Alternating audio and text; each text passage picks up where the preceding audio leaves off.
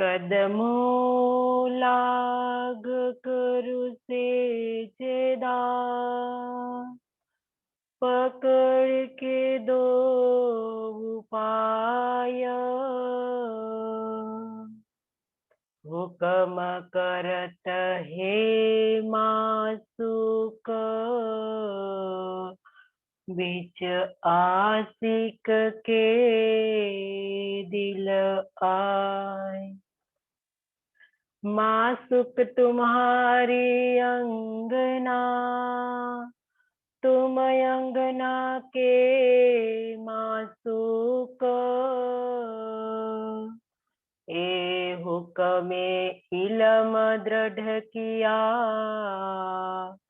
हजूरोह क्यों ना हो टुक टुक हजूरोह क्यों ना हो टुक टुक।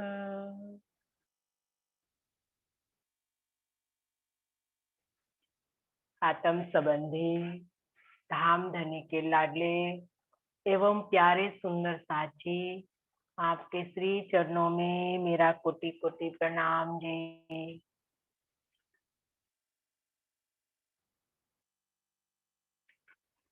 छुआ रुआ के न्यारिया बैठो आइए मो बट लाहिया लाहिए दम में तू धनी आखे कने जा पट सोवरा के हिकड़ी।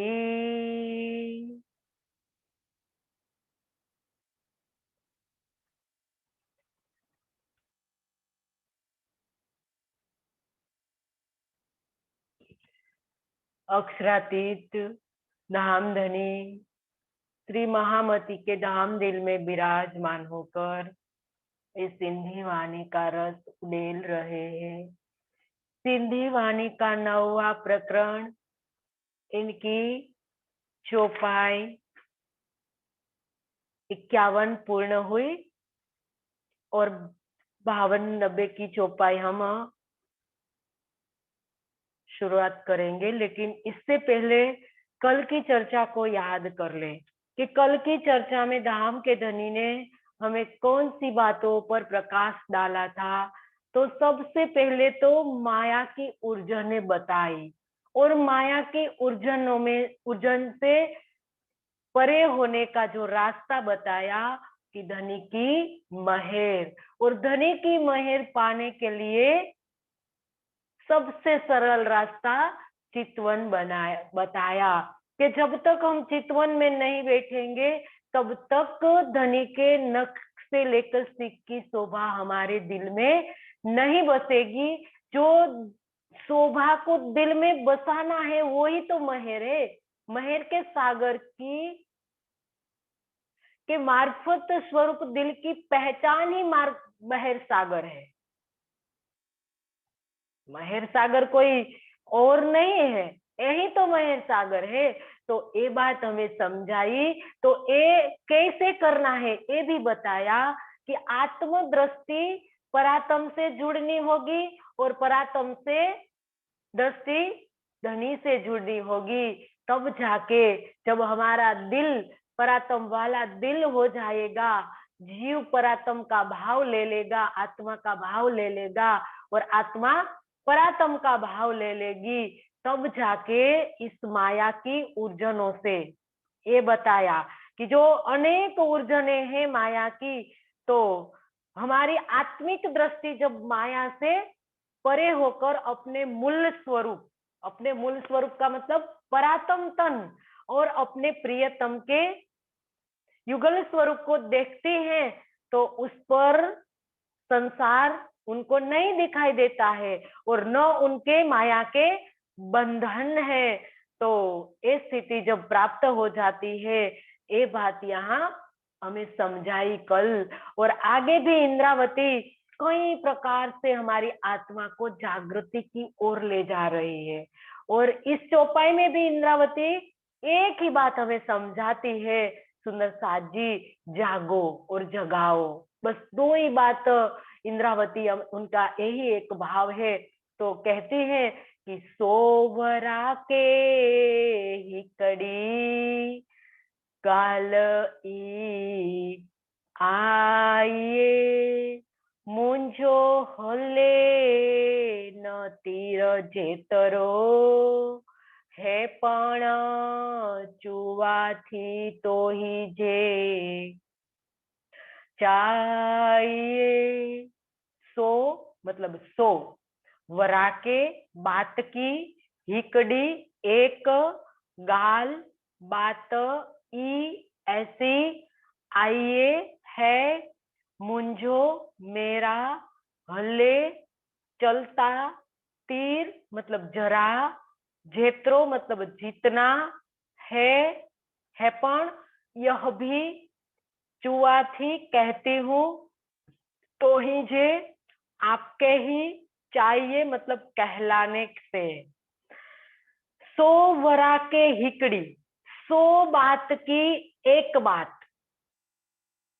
यहाँ बोल रही है, आगे कहती है कि सो वरा के हिकड़ी गाल है आई, मतलब सो बात की एक बात यहाँ ये भी हो गई है कि इस संसार मायावी खेल में मेरा कुछ भी नहीं चलता। मुंजो हले न तीर जेत्रो, मतलब इस मायावी खेल में मेरा कुछ भी जरा भी मात्र भी नहीं चलता है। ये पण चुवाथी तो ही चाहिए, मतलब जो भी आप ये भी जो कह रही हूं, मैं ये भी जो कह रही हूं आपके कहलाने से ही कह रही हूं मैं, नहीं तो इस संसार के अंदर मेरा कुछ भी नहीं चलता है, मेरा कुछ भी बस नहीं चलता है। कहने का मतलब इंद्रावती का क्या है, वो हुक्म की बात कर रही है और अपना समर्पण दर्शा रही है। अगर हमें धनी का दीदार करना है, उनके मार्फत स्वरूप दिल की पहचान करनी है, हमारे निस्बत की वास्तविक पहचान करनी है, तो कैसे करेंगे? ये इंद्रावती समझा रही है इस चौपाई के अंदर, इसीलिए हुक्म को समझा रही है और अपनी मैं खुदी को खत्म कर रही है कि यहाँ मेरी कोई मैं खुदी नहीं है, सब धनी के चरणों में समर्पित कर दी और धनी के चरणों में समर्पण कर दिया। हमें सिखा रही है इंद्रावती। सो बात की एक बात एक मुहावरे के रूप में यहाँ बताया कि 100 बातों का सारांश एक बात में प्रस्तुत करना, उसको कहते हैं 100 बात की एक बात। तो स्वयं के कथनों को यहाँ अक्षरातीत धाम के धनी के आदेश से कहा हुआ मानना, मतलब अपने को समर्पण की पराकाष्ठा पर ढालना। जो रूह समर्पण के मधुर स्वर में जो स्नान करती है और अपने अहम की दुर्गंध से हटा चुकी है, वो ऐसी बात करेगी। एक रूह की पहचान है, मैं खुदी को निकाल कर धनी के चरणों में समर्पण कर देना। एक इंद्रावती की आत्मा पूर्ण रूप से धनी के चरणों में समर्पण कर दिया है। इसके बाद ही आत्म ऐसी बात कर सकते हैं कि हे धनी, मैं जो भी कह रही हूँ वो तो आप ये बात भी आप मुझसे कहलवा रहे हो, नहीं तो मैं मेरी इन जुबान से मैं आपकी ऐसी बात किस प्रकार से कह पाती। तो पूर्ण रूप से इंद्रावती यहाँ समर्पण करती है और अपनी मैं खुदी को खत्म करने के लिए हम सब रूहों को समझा रही है। जब तक हम समर्पण की परिभाषा को नहीं समझेंगे, तब तक हम दीदार नहीं कर पाएंगे। ये सिंधी वाणी समर्पण की परिभाषा को समझाती है, मूल संबंध की पहचान कराती है। और मूल संबंध की पहचान करने के लिए सबसे पहले समर्पण करना जरूरी है। और समर्पण पहचान बिना नहीं होता। हम समर्पण कैसे करेंगे, कौन किसके चरणों में करेंगे? जब तक हमें पहचान ही नहीं होगी तो कहाँ समर्पण करेंगे? तो सबसे पहले पहचान, मूल संबंध की पहचान। वास्तविक पहचान क्या है? मूल संबंध की वास्तविक पहचान किसको कहा गया है? तो परम धाम में निस्बत की मार्फत का बोध हमें नहीं था। तो यहाँ हमें प्रश्न खड़ा होता है कि मार्फत, निस्बत की मार्फत क्या है और हकीकत क्या है? मार्फत की हकीकत क्या है? तो ये यहाँ हमें समझाया कि परम धाम में निस्बत की मार्फत की पहचान हमें नहीं थी। तो इस संसार के अंदर ये सब बातें जानने के लिए धनी ने इस खेल को बनाया। तो हकीकत की पहचान क्या है? हकीकत की मार्फत क्या है? तो मैं धनी की अंगना हूं, ये पहचान तो निस्बत की हकीकत की पहचान है। इंद्रावती कई बार हमें समझाती है, आगे भी समझाया है कि धनी मैं आपकी अर्धांगिनी हूँ, आप मेरे प्रियतम हो। ऐसी बात कई प्रकार से हमें समझाई है। तो ये बात तो क्या है? हकीकत की, निस्बत की हकीकत की पहचान है कि मैं धनी की अंगना हूं। और मेरा हकीकत यहाँ बताया कि निस्बत की मार्फत की पहचान क्या है। तो ये हमें यहाँ समझाती है कि मेरा ये रूप स्वरूप अक्षरातीत के ही हृदय का प्रगट स्वरूप है। जब ये बोध हो जाता है तो इसको कहते हैं पूर्ण निस्बत की मार्फत की पहचान। सुंदर साथ जी, बहुत गहरी बात इंद्रावती ने समझा दी, क्योंकि मैं खुद ही निकाल दी है। और मैं खुद ही वो रूह से निकलती है जिसने मार्फत की हकीकत की पहचान, निस्बत की हकीकत की पहचान कर ली होती है और निस्बत की मार्फत की पहचान कर ली होती है। तो इसीलिए दोनों करना है। इस संसार के अंदर हमें दोनों स्थिति को प्राप्त कराने जा रही है इंद्रावती। इसीलिए कहते हैं दीदार करना छोटी बात नहीं है। तो सुंदर साथ जी, वो तो हकीकत की पहचान है जो इस बार इंद्रावती ने यहाँ समझाया कि मैं धनी की अर्धांगिनी हूँ। हम जब इस बात का रट्टा लगाएंगे तब जाके हमें पहचान, तब जाके हमें एहसास होगा। बहुत बड़ी बात है सुंदर साथ जी, पल पल हमें एहसास रहना जरूरी है कि मैं धनी की अर्धांगिनी हूँ, मैं धनी की अंगना हूँ, मैं पिया प्यारी दुल्हन हूँ। ये निस्बत की हकीकत की पहचान है। इसके बाद यहाँ तो इंद्रावती हमें और गहराई में ले जा रही है। वो कहती है कि हे रूहे, मैं इस संसार के अंदर आपको निस्बत की मार्फत की पहचान समझा रही हूँ। आपको उस अवस्था तक पहुंचना है और उस अवस्था तक पहुंचने के लिए इस प्रकार से नहीं होगा, सिर्फ सुनने से, सुनाने से या बोलने से, बुलाने से या पढ़ने से या कोई भी चितवन के अलावा जो भी चीज हम धनी को पाने के लिए करते हैं सुंदर साथ जी, सिर्फ चितवन के अंदर ही दोनों अवस्था प्राप्त होगी। चितवन की गहराइयों में जब हम जाएंगे तब हमें कौन सा एहसास होगा कि हमारा स्वरूप भी अदृश्य हो जाएगा। जब हम और धनी हकीकत के अवस्था में सिर्फ मैं धनी की अर्धांगिनी और मेरे धनी दोनों दिखेंगे। और इसके बाद जब हम मार्फत में प्रवेश करेंगे तब तो सुंदर साथ जी सिर्फ हमें ऐसा ही एहसास होगा कि मेरा ये रूप स्वरूप अक्षरातीत का ही हृदय का प्रगट स्वरूप है, तब जाके निस्वत की मार्फत की पहचान इसको कहते हैं। तो ये हमें करनी होगी, तब जाके सुंदर साथ जी सारा खेल खत्म होगा। तो ये बात यहाँ इंद्रावती हमें बहुत गहराई से समझा रही है।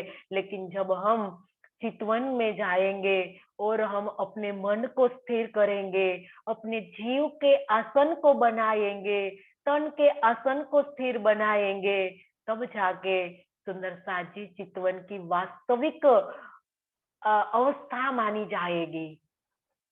शरीर के आसन, मन के आसन, जीव के आसन जब स्थिर हो जाएंगे, और तीनों स्थिर होने के बाद जब जीव अपने को आत्मा समझेगा कि मैं आत्म हूँ, तब जाके आत्मा की लीला शुरू होगी, इसके पहले नहीं। सुंदर साजी, इसीलिए तो हमारा जो भी ज्ञान हम सुनते हैं वो जीव तक ही रह जाता है, तब तो वास्तविक लज्जत नहीं मिलती है। वास्तविक लज्जत हमें इस संसार के अंदर कब मिलेगी? जब हम चितवन की गहराइयों में जाएंगे, जब हम तन और संसार को भूलेंगे, पीठ और ब्रह्मांड को पीठ देंगे, तब जाके सुंदर साची वास्तविक लज्जत हम ले पाएंगे। और इंद्रावती इस सिंधी वाणी के माध्यम से हमें वो लज्जत देने जा रही है। तो ये लज्जत हमें सिर्फ चितवन में मिलेगी। जब रूह चितवन में जाएगी, तब उनको और लज्जत मिलनी शुरू हो जाएगी। तो आगे भी सुंदर साजी इंद्रावती कोई बातों से हमें समझाती है, मैं खुद ही निकालती है हमारी, और हमारा समर्पण मजबूत बनाती है। समर्पण को हमें और मजबूत बना रही है कि समर्पण, आप अष्टपहर 64 घड़ी समर्पण की भावना में रहिए, दुल्हन की भावना में रहिए, दुल्हन के भाव में जिए सारा दिन, तब जाके आपको समर्पण की परिभाषा समझ में आएगी। और इसके बाद आपकी मैं खुद ही खत्म होने में आपको सहायता मिलेगी। तो ये बात यहाँ आगे भी इंद्रावती हमें और गहराई में समझा रही है कि तू बंधे तू छुड़ाइए, तित भी काये न गाल, बी फिराइए ती जी फिराइए ती फिरे, कोल फेल जे हाल। तू आप ही ने बंधे बांधा, तू आप ही छुड़ाते हैं तीत वहां, बी दूसरी, काय कुछ, गाल बात, जी जैसे, फिराए फिराते हो, ती वैसे ही, फिरे फिरती हूँ, कोल कहना, फेल चलना, जे जो हाल मतलब रहना। तू बंधे तो छुड़ाइए, हमें इस माया में बांधना या छुड़ाना सब कुछ आपके ही हाथ में है। ते भी काय न गाल, इसमें किसी और दूसरे की बात नहीं है। जी फिराइए ती फिरे, इसका मतलब आप ही हमें जिस प्रकार से माया में बांध सके या बंधने पर छुड़ा सके। जी फिराए ती फिरे, इसका ये मतलब है कि आप जैसे भी हमें इस संसार के अंदर रखे, वैसे ही हम रहने के लिए तैयार है। अन्य किसी में भी ये सामर्थ्य नहीं है, मतलब इसमें किसी और दूसरे की बात नहीं है। तो क्या मतलब है कि अन्य किसी में भी ये सामर्थ्य नहीं है कि हमें इस माया में बांध सके या बंधे होने पर छुड़ा सके। कोल फेल जे हाल, जी फिराए ती फिरे, आप ही हमारी कथनी, करनी, रहने को जिस दिशा में, जी फिराए तिस फिरे मतलब जिस दिशा में चाहते हैं उधर घुमा देते हैं, उधर ले जाते हैं, है ना। सुंदर साथ जी पूर्ण रूप से समर्पण की पराकाष्ठा को समझाया है। हमें माया में बांधना छुड़ाना सब कुछ आपके हाथ में है। यहाँ हम जो माया से बंधते जा रहे हैं, हम कल भी समझा कि बंध पर बंध दिए विद विद के, वो तो किसका बंधन है? कौन बंधता है इस संसार के अंदर? इस बंधन किसके लिए है? वाणी में बताया है कि यहाँ कोई रस्सी नहीं दिखाई देती है, फिर भी हम बंध गए हैं। हम संसार के अंदर कौन से बंधन में बंध गए हैं और कौन बंध रहा है? इस संसार के अंदर आत्मा को कोई बांध सकता है? ये बताया इंद्रावती ने इस वाणी के इस चौपाई के माध्यम से कि हे धनी, इसमें किसी और दूसरे की बात है ही नहीं। यहाँ कोई शरीर, संसार, जीव की बात है ही नहीं। यहाँ किसकी बात है? मतलब यहाँ किसी के सामर्थ्य की बात नहीं है हमें संसार के अंदर कोई बांध सके या कोई छुड़ा सके। अगर हम बंध गए हैं तो संसार के अंदर कोई छुड़ाने वाली ऐसी कोई शक्ति नहीं है, और हमें इस संसार के अंदर बांधने की कोई किसी के अंदर सामर्थ्य नहीं है। सुंदर साथ जी कौन सी अवस्था में इंद्रावती कह रही है ऐसी बात? कौन सी अवस्था में की जाती है? जो जिसके अंदर से अपनी मैं खुद ही पूर्ण रूप से खत्म कर देती है और अपने और धनी के में कोई अंतर ही नहीं जानती है, मतलब निस्बत की मार्फत की पहचान कर ली होती है, वो रूह ऐसी बात करती है। कहते हैं कि मैं कौन बांध सकता है संसार के अंदर? हम जब बंध जाते हैं दुखों में, हम कहते हैं कि ये दुख है, वो सुख है, ये सुख है, कई प्रकार के सुख दुख के बंधन में हम बंध जाते हैं।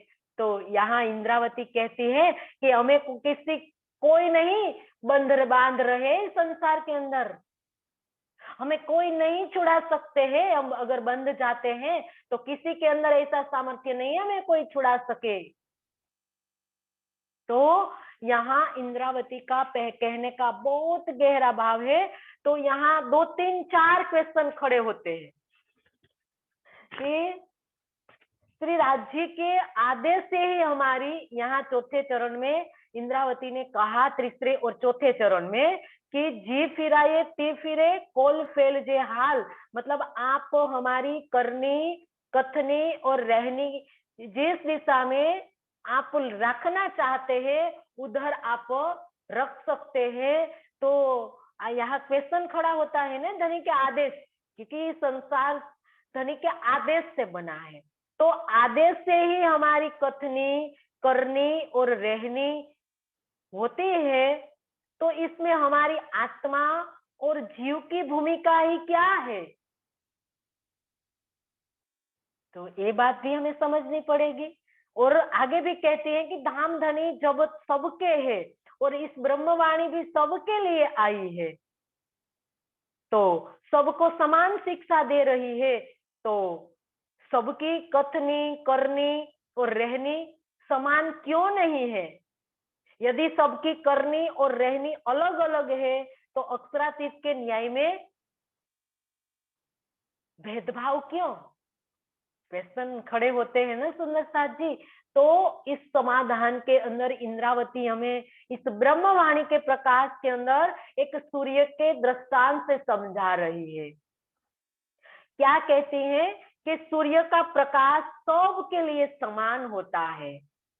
तो इस संसार के अंदर कोई स्थल के अंदर ज्यादा गर्मी पड़ती है, कहाँ ज्यादा बहुत ठंड पड़ती है, तो कहीं हिम वर्षा होती है, ज्यादा बर्फ पड़ती है, ध्रुव प्रदेशों के अंदर सारे साल वर्ष भर बर्फ पड़ती है। तो उसी प्रकार से कर्क रेखा के उत्तर तथा मकर रेखा के दक्षिण में कम गर्मी का अनुभव होता है। विषुववृत्त रेखा पर जहां जो प्रदेश आया है वहां अधिक गर्मी पड़ती है। तो इसमें क्या सूर्य को दोषी मानेंगे हम? जिस प्रकार से पृथ्वी की बनावट ही इसी प्रकार से बनी हुई है, तो इसमें सूर्य का क्या दोष है?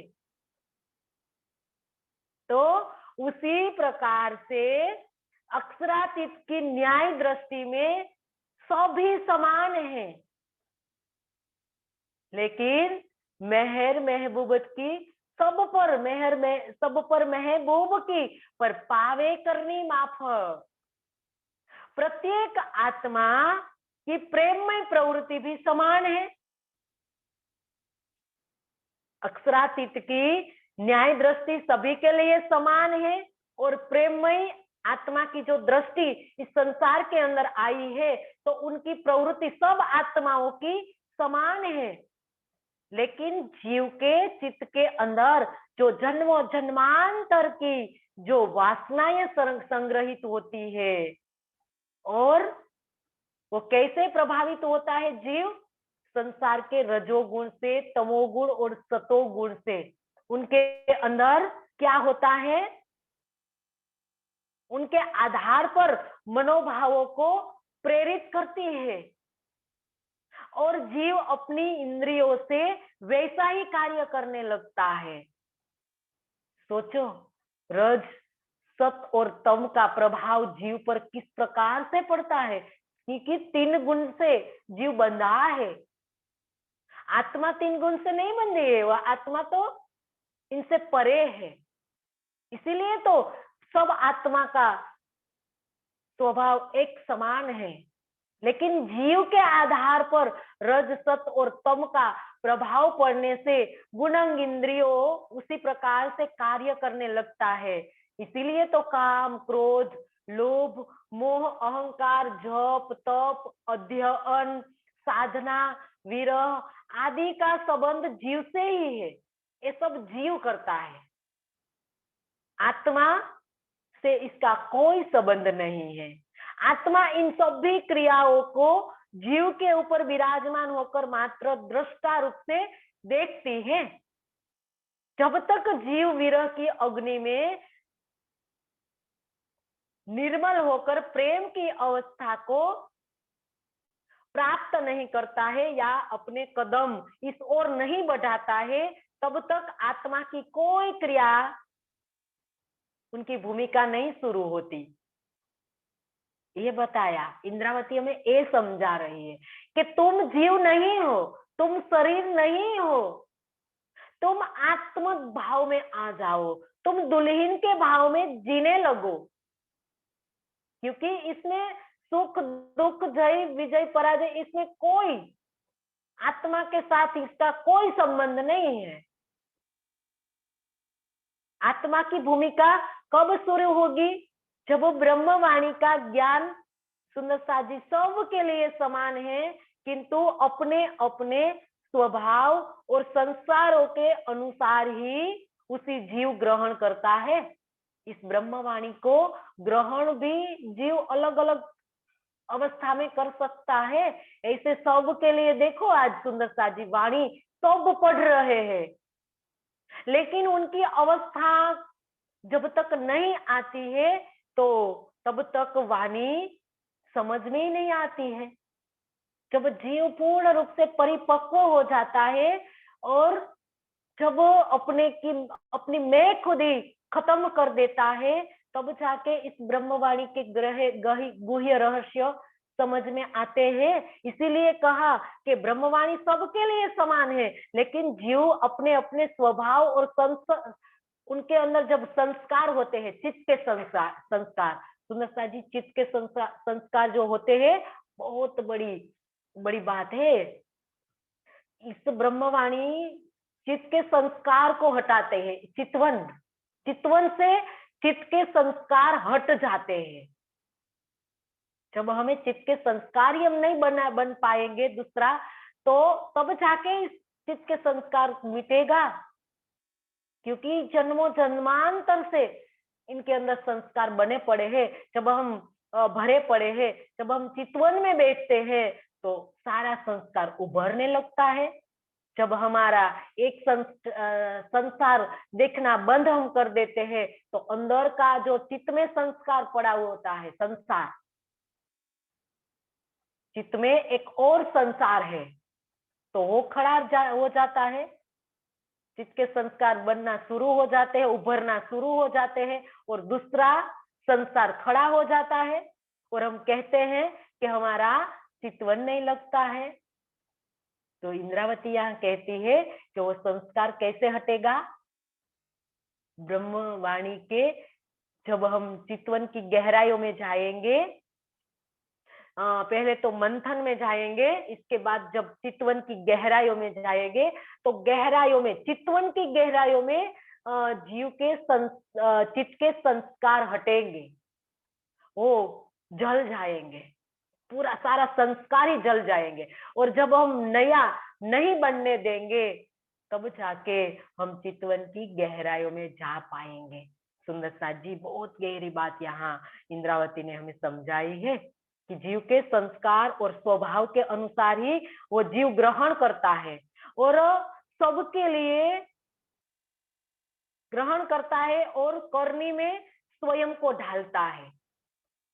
जिस प्रकार से मिहिराज जी और बिहारी जी दोनों के अंदर परमधाम की आत्माएं हैं, और एक ही सदगुरु की छत्र छाया में दोनों ने शिक्षा ली थी, फिर भी दोनों की कथनी, करनी और रहनी अलग अलग क्यों थी? क्योंकि श्री मिहिराज जी के जीव ने कथनी और करनी की जो राह अपनाई, उसी बिहारी जी का जीव नहीं अपना सका। परिणाम स्वरूप मिहिराज जी की आत्मा, मतलब इंद्रावती की आत्मा की जो रहनी है, वो बिहारी जी की आत्मा, रतनबाई की आत्मा की रहनी नहीं बन सकी। तो अपनी कथनी, करनी एवं रहनी को भी श्री राज जी के आदेश अनुसार का कथन इसीलिए कहा गया है। ऐसा नहीं है, यहाँ कई सुंदर साथ उल्टे अर्थ लेंगे कि अब इसीलिए तो इसका प्रश्न बताया गया और इसका आंसर दिया गया कि मोमिन बैठ ना सके, हुक्म के सिर दोस्त दे बैठ ना सके मोमिन। यहाँ ये बात कही है इंद्रावती ने कि हमारी कथनी, करनी और रहनी धनी के आदेश के अनुसार है, तो हमें कोई करने की जरूरत ही नहीं। कई सुंदर साथ तो ऐसा ही मान लेंगे। सुंदर साथ ऐसी बात नहीं है, यहाँ हमारे समर्पण और अहम की भावना को निकालने के लिए कहा गया है कि हम जिस प्रकार से हमारी मैं खुदी खत्म करेंगे, हमारा जीव जो संसार की, शरीर की मैं खुदी लेकर खड़ा है, वो पूर्ण रूप से गल जाएगा, वो अपने संस्कार और रहने को वो ढाल देगा ब्रह्मवाणी के अनुसार, तब जाके वो पूर्ण रूप से, पूर्णतया परित्याग कर देगा। और इसके बिना उनके अंदर प्रेम या अध्यात्म का महल भी नहीं खड़ा होगा, क्योंकि हमें पहुंचना है अध्यात्म के चरम लक्ष्य पर। इस लक्ष्य पर पहुंचने के लिए हमारे अंदर मैं खुद की जरा भी गंध नहीं होनी चाहिए। पूर्ण रूप से हमें मैं खुद को खत्म करनी पड़ेगी और प्रेम लेना पड़ेगा, तो ये महल कब खड़ा होगा? जब हम अहम का झोला ओढ़कर कथनी और करनी के क्षेत्र में पूर्ण सफलता की जब हम नहीं प्राप्त कर पाएंगे, तब तक हमारी बात नहीं बनेगी। हमारी रहने की जो अवस्था, जो हमारी आत्म रहने के क्षेत्र में एक भी कदम आगे नहीं रख पाएंगी।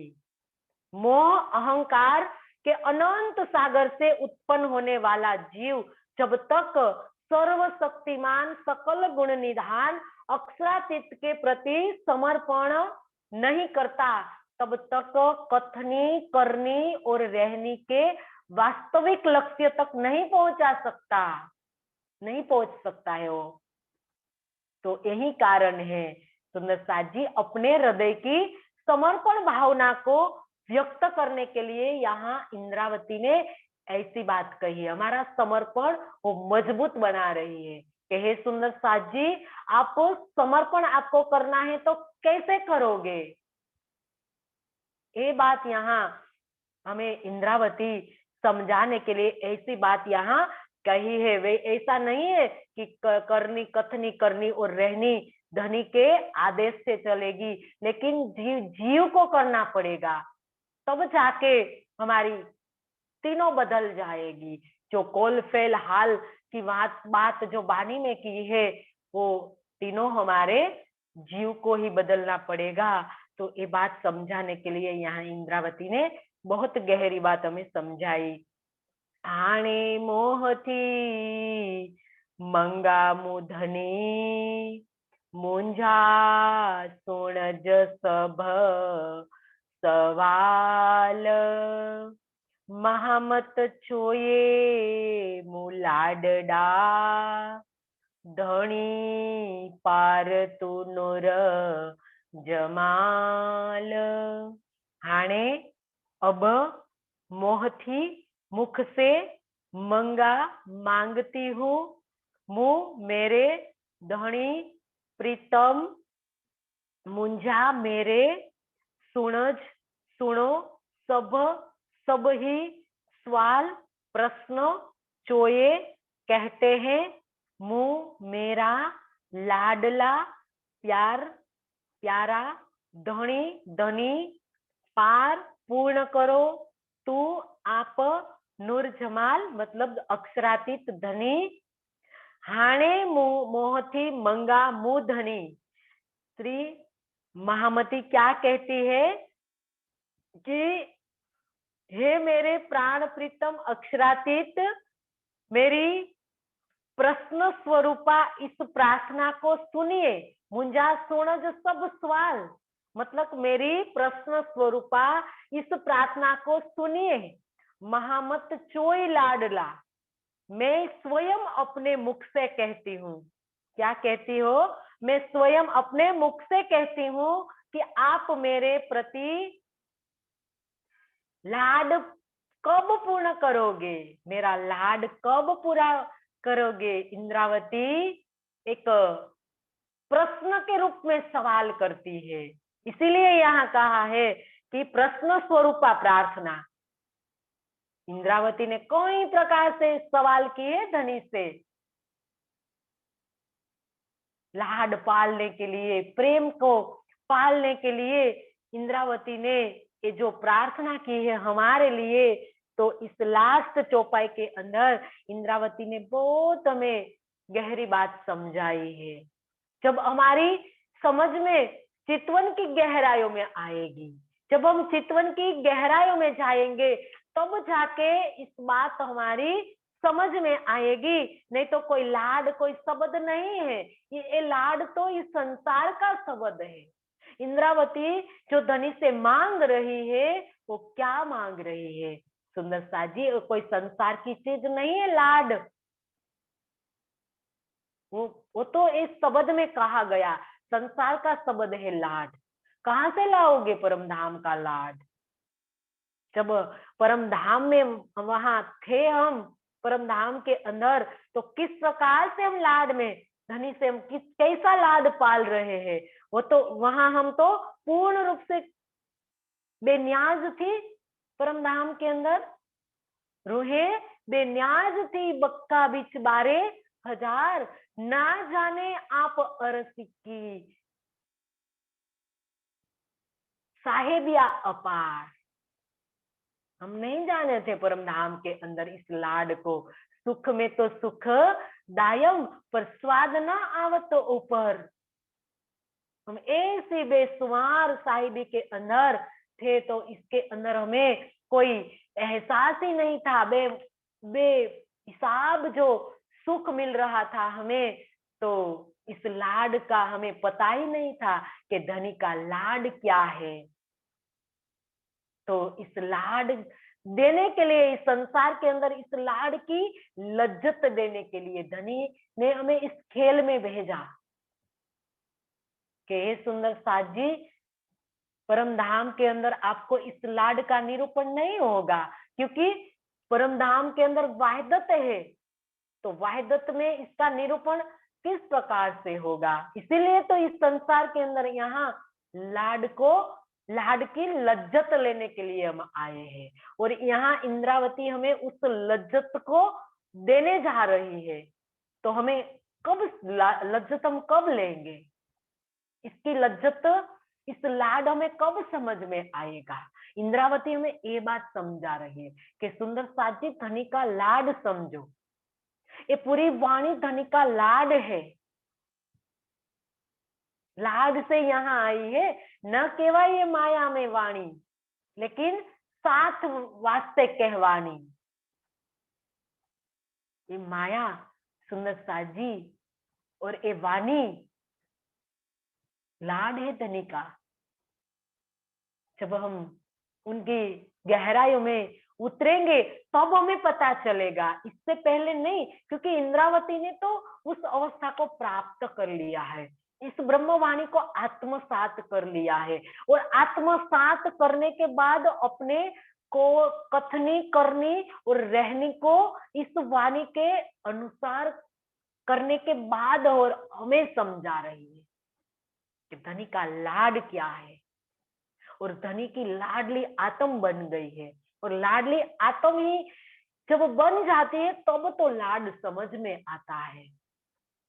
जब तक हम चितवनी नहीं करेंगे, वाणी मंथनी नहीं करेंगे, सेवा ही नहीं करेंगे, तो हमें धनी का लाड कैसे समझ में आएगा। वो तो हमारे कंठ की शोभा ही रह जाएगी। सुंदर साजी, बहुत बड़ी बात है, बहुत गहरी बात है। लाड समझो, धनी का लाड समझना है हमें, और इसमें जीना है।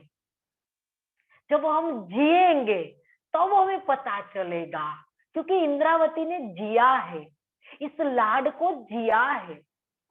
वो धनी की दुल्हन बन के, और धनी की दुल्हन जब बनेंगे तब लाड जी पाएंगे। इसीलिए इंद्रावती बार बार कहती है कि रूह दृष्टि, आत्म दृष्टि से आपको समझना होगा, आत्म दृष्टि से, आत्मा के कान से इस बात को समझना होगा, और रूह की दृष्टि खोलनी पड़ेगी, रूह के श्रवण से सुनना पड़ेगा। तो ये क्या बात है सुंदर साजी, शरीर की तो कोई बात ही नहीं है। शरीर तो सिर्फ माध्यम हमें जो मिला है इस कालभूत, लेकिन कालभूत को धनी ने भी कैसी शोभा दी है पिष्ट के अंदर। इंद्रावती ने इसीलिए तो कहा है कि इस कालभूत को शोभा भई। ये तो सिर्फ इस कालभूत को तो एक शोभा मिली है, लेकिन रूह का काम बनना है इस कालभूत से।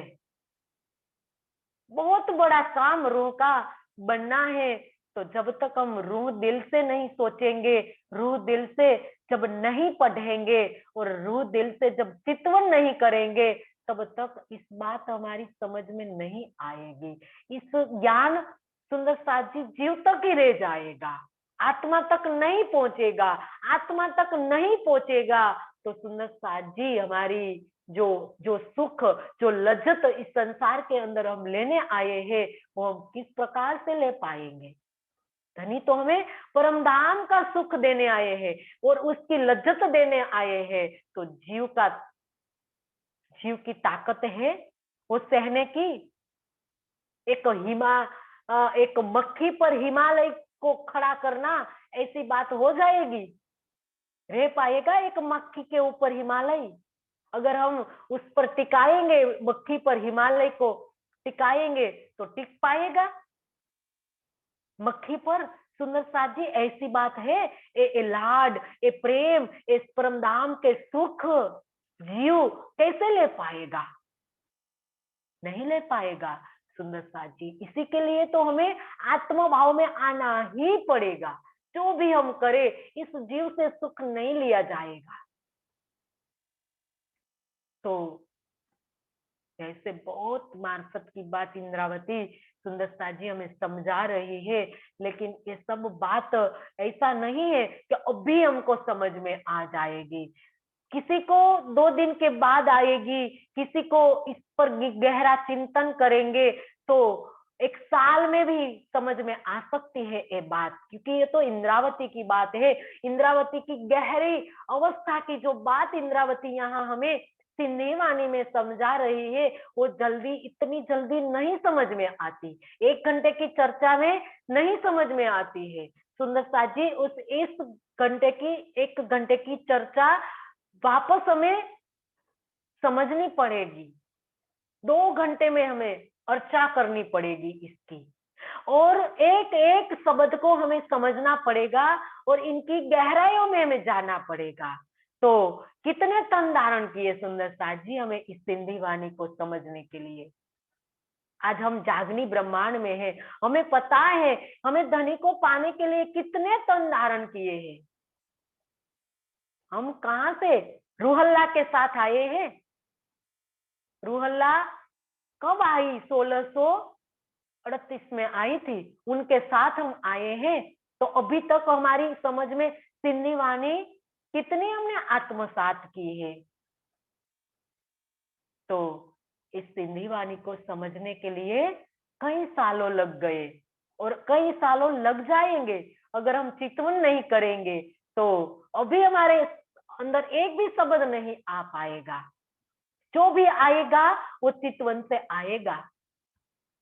चितवन से जीव निर्मल बनेगा, चित्त के संस्कार हटेंगे, चित्त के संस्कार जलेंगे, तब जाके सुंदर सा जी सारी बात हमारी समझ में आएगी। तो प्रकरण पूरा होता है 9वां और चौपाई 437 और आगे इंद्रावती हम पहले चौपाई का एक चरण दोहरा ले और इसके बाद एक चौपाई हम करेंगे। धनी पार तो नूर जमाल, धनी पार तो नूर जमाल। प्रकरण 9 चौपाई 437 8 10वां प्रकरण आशिक का गुनाह। आशिक कौन है और मासूक कौन है? सबसे पहले हम इसके हेडिंग को समझेंगे, क्योंकि 10वें प्रकरण का हेडिंग जिस प्रकार से 9वें प्रकरण का हेडिंग था मार्कंड के दृष्टांत, इसी प्रकार से आशिक का गुनाह, आशिक ब्रह्म सृष्टियों के द्वारा होने वाले जो गुनाह, इसकी बात इस प्रकरण में बताई गई है कि आत्माओं से जो स्वयं धाम धनी को धाम धनी के प्रेम में डूबे रहने वाली जो कहती है, जो आशिक आत्मा कहती है, तो उनसे कौन कौन से जो भूले हुए हैं इस पर प्रकाश डाला गया है। तो इससे पहले सबसे पहले हम आशिक को समझेंगे कि आशिक किसको कहते हैं, आशिक कौन है, परम धाम में आशिक कौन है, इस संसार के अंदर आशिक बनकर कौन आया है और वापस हमें जाना है तो आशिक बनकर कौन जाएगा। ये सारी बात सुंदरता जी हमें समझनी पड़ेगी, तब जाके सारी बात हमारी समझ में आएगी। क्योंकि यहाँ आशिक और मासूक की बात है। आशिक कौन है, मासूक कौन है, तो परम धाम से हम समझे तो परम धाम में वाहिदत है, तो वाहिदत के कारण परम धाम में सब आशिक है, एक दूसरे के सब आशिक है। और जब सुख में तो सुखदायम पर स्वाद ना आवत ऊपर, तो लाड लज्जत का हमें निवेड़ा करना था, बेवरा करना था, तो धनी ने इस संसार के अंदर हमें भेजा। तो धनी आशिक बनकर आए हमको लेने के लिए, तो धनी आशिक बन गए। तो आशिक मतलब प्रेम करने वाले, आशिक का मतलब प्रेम करने वाले। तो धनी आशिक बनकर आए। अब इस खेल से हमें जाना है परम धाम के अंदर। जब धनी आशिक बनकर हमें लेने के लिए आए तो हम गए नहीं। अब परम धाम जाना है, तो अब हम धनी को आशिक बन के धनी को रिझा रहे हैं, धनी को खोज रहे हैं। और धनी ने कहा कि मैं छिपूंगा तुमसे, तुम्हें नजर में ले। तो अब हम आशिक बनकर धनी को रिझा रहे हैं। तो अब इस आशिक आत्मा से जो भूले हुई है इस संसार के अंदर, इसका प्रकाश डाला गया है इस प्रकरण के अंदर। सबसे पहली चौपाई में यहाँ इंद्रावती कहती है, सुनो रूहे अरस जी, जा पाण में बीती आए, जेहडी लटी पाण केई, एहडी करे नबी काए। सुनो सुनो अर्थ जी परम धाम की, जा जो पाण में हम में बीती गुजरी आए है, जेहडी जैसी, लटी मतलब उल्टी, पाण आपने, कई करो, एहडी ऐसी, करे करता, न नहीं, बी दूसरी, काय कोई भी। सुनो रोहे जो और जो, जहां पाण में बीती आए। यहाँ महामती हम सब रूहों को कहती हैं कि हे परमधाम की आत्माओं, माया के इस खेल में आने के बाद हमारे साथ जो घटित हुआ है उसे सुनो। इस संसार में जेहडी लटी पाण के, एहडी करे न भी कोई। इस संसार में जो उल्टे उल्टे काम हमने किए हैं वैसे तो कोई भी नहीं करता। आशिक रूहों से जो अपने आप को वो आशिक कहती है, तो आशिक रूहों से जो गलती हुई है इस खेल के अंदर आने से, तो ऐसे उल्टे उल्टे काम जो हमने किए हैं वैसा काम कोई नहीं करता है। इंद्रावती अपनी संसार के अंदर आने के बाद जो भूले हुई हैं उसका प्रायश्चित कर रही है। सुंदर साथ जी, भूलों को दर्शाना या सुधारने की प्रक्रिया को अपनाना एक महानता है। एक रूह गुण ग्रहे अवगुण काढ़े गुण ग्रहे की जब प्रक्रिया अपनाती है तो महान है। और यहाँ अपने गुणे को हो उजागर कर रही है, अपने से जो भूल हुई है वो उजागर कर रही है, वो भी सारे संसार के अंदर। तो बात वैसे तो वो हम सब सुंदर साथ को कह रही है, तो इसके लिए हमें पूर्ण रूप से सचेत होकर सुनने के लिए कह रही है। कहे सुंदर साथ जी, सावधान हो जाइए, ये आपकी बात है, इसीलिए आपको सुनिए। और कैसे सुनिए? आत्मा के कान से सुनिए और पूर्ण रूप से रूह दिल से सुनिए, तब जाके आपके समझ में सारी बात आएगी। क्योंकि बात छोटी जो है लेकिन बहुत गहरी बात है। यहाँ जो इंद्रावती अपनी जो भूल समझती है कि जो जो गुनाह हमने किया है इस संसार के अंदर आने से, तो कौन सा गुनाह किया है, क्या क्या भूले हुई है, वो सब हम रूहों को समझा रही है कि आगे हमसे ये भूल न हो। हम सब सुंदर साथ एक कभी ऐसी बात न करे। तो इसीलिए इंद्रावती हम सब रूहों को समझाती है।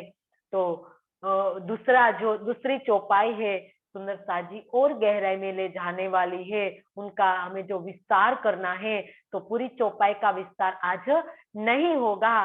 तो आज एक ही चौपाई में इसका हमें मंथन करना है कि हमने एक ऐसे कौन से उल्टे काम किए हैं इस संसार के अंदर जो हमें एक आत्म को नहीं करना चाहिए। कौन से उल्टे काम किए जो इंद्रावती कहती है कि संसार के अंदर हम आए तो है, लेकिन हमने उल्टे काम किए। और जब अध्यात्म के शिखर पर हमें पहुंचना है तो हमारी भूल को हमें स्वीकार करनी पड़ेगी। जब तक हम हमारी जो भूलें हैं हम छिपाते जा रहे हैं, छिपाए जा रहे हैं, तो उनको जब हम उजागर नहीं करेंगे तब तक तो वो क्या बन जाएगी, राई का पहाड़ बन जाएगी। आगे जाके हमारे संस्कार के अंदर, चित्त के अंदर संस्कार बन जाएगा। छोटी सी भूल है वो संस्कार बन जाएगी। तो सुंदर साथ जी कभी हम उनका स्वीकार नहीं कर पाएंगे। इसीलिए तो चिंतामणि ने, देखो चिंतामणि परम धाम की ब्रह्मात्माएं पूरे अपने शिष्य के सामने अपनी भूल का स्वीकार कर लिया, खड़े हो गए और कहा कि मारो काले कुत्ते को, अपनी ज्ञान रूपी लाठी से उनको मार दो। कभी हमने कहा? इस ब्रह्मवाणी ज्ञान रूपी लाठी है, अद्वैत की लाठी है। वो अद्वैत की लाठी लेकर हम बोलते हैं ना सुंदर साजी स्वरूप में, अद्वैत की लाठी, ये ब्रह्मवाणी अद्वैत की लाठी है। और हमने कभी अद्वैत की लाठी लेकर अपने अंदर जो बैठा हुआ है काले कुत्ता, किसको कहा है? अपने अहंकार को कहा है, जो हमारे चरम लक्ष्य पर बाधा बन रहा है, पहुंचाने पर बाधा बन रहा है। तो इसको हम कैसे निकालेंगे? इस अद्वैत की लाठी लेकर।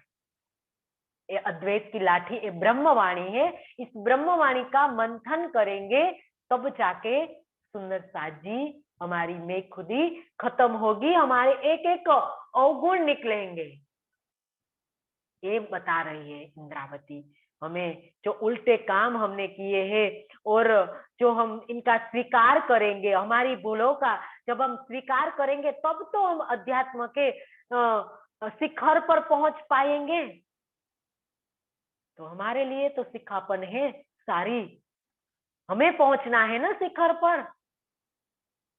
तो सुंदर साजी इसके लिए हमें अवगुण को उजागर करना पड़ेगा और हमें गुण को ग्रहण करने की रीति अपनानी पड़ेगी, तब जाके हमारा लक्ष्य पूरा होगा।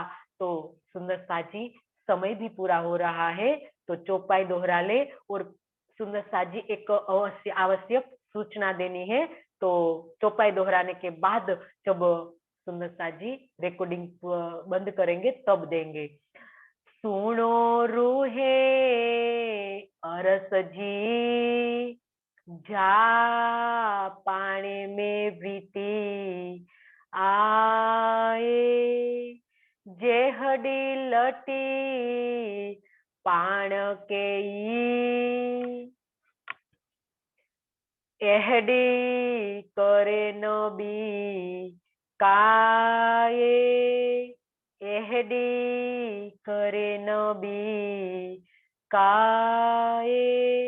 बोले श्री प्राणनाथ प्यारे की जय, सदगुरु महाराज की जय। सब सुंदर साथ के चरणों में मेरा